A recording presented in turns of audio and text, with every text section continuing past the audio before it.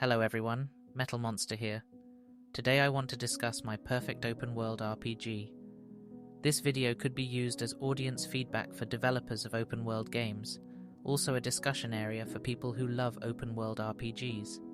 So, let's start. My favourite open worlds are often medieval ones such as Skyrim, Fable and The Witcher. Often enough they have some magical element, but has a slither of realism to it. I prefer the protagonist to be silent in my games, so it's a character we can create, and put ourselves into their boots. I like open-world RPGs that give you the choice, as well as consequences to both good and bad decisions. Games which give the player plenty of character dialogue are my favourite, as they give the player more choices and responses from NPCs, which is great for multiple playthroughs. A great example of this is Dragon Age Origins. Silent protagonist and plenty of choices and dialogue options. Something that is important to me is animations. I want them to be smooth and realistic. Fable 2, Witcher, Ravenbound have awesome animations that are really pleasing to the eye. To see these animations, the camera position needs to be in third person for me. But Skyrim's first and third person perspective is top tier, as some days you want to be immersed deeply in a world. An open-world game with a lot of dialogue from NPCs and players can be difficult to voice. So, voice acting isn't that necessary, but if it can be done, please do it, or at least do a similar thing to Zelda Breath of the Wild. Characters you interact with make a little noise whilst talking, so you can gauge what they sound like. For me, combat isn't a big deal. I prefer interactions with NPCs, dialogue and questing, but for most open-world games it adds a flavour that is needed. Some of the most fun combat I've encountered is Ravenbound's combat. It's fluid, and just seems to work.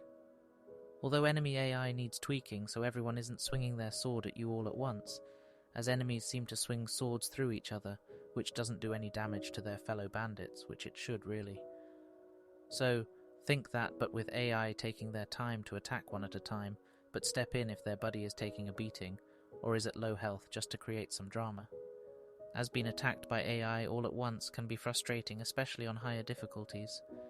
In open world games there are always resources you can find to craft and build things, which is great, but some of the times the number of resources required can be staggering, which just makes the game too grindy, which isn't fun at all. So, balancing that is a must. You should be able to craft armor, weapons, potions and food at the minimum. Also be able to purchase land or a house in a village. On said land you can build your own house, a farm or an orchard, etc. Possibilities are endless. As open world games are living, breathing worlds with NPCs having schedules, such as sleeping, eating, drinking or working, the player must also do so.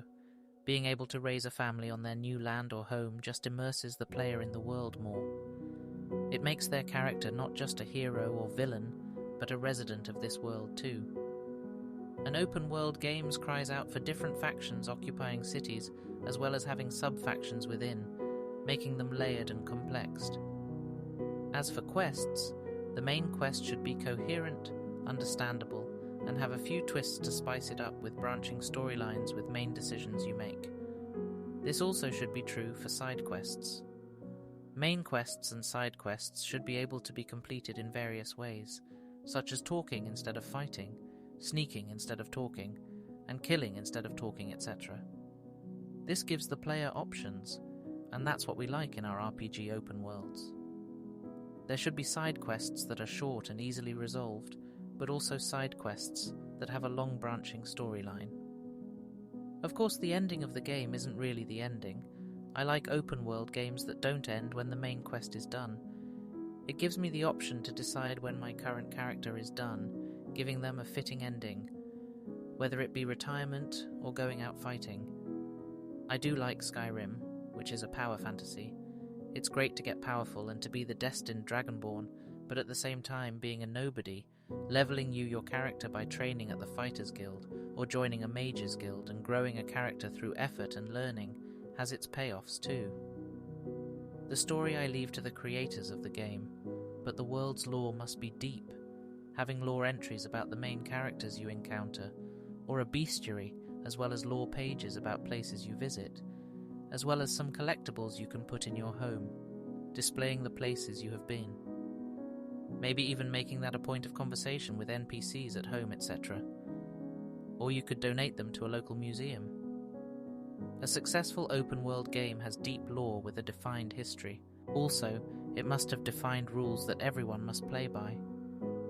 Running around by foot can be annoying for some people as they want to get into the meat of the stories being told, so having a fast travel system as well as mounts would be very good for these players, as well as for myself.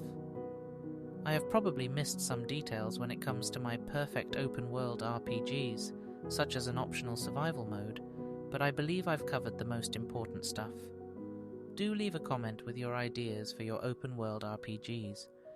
I hope you have enjoyed this video and joined the discussion down in the comments. Take care and have a great day.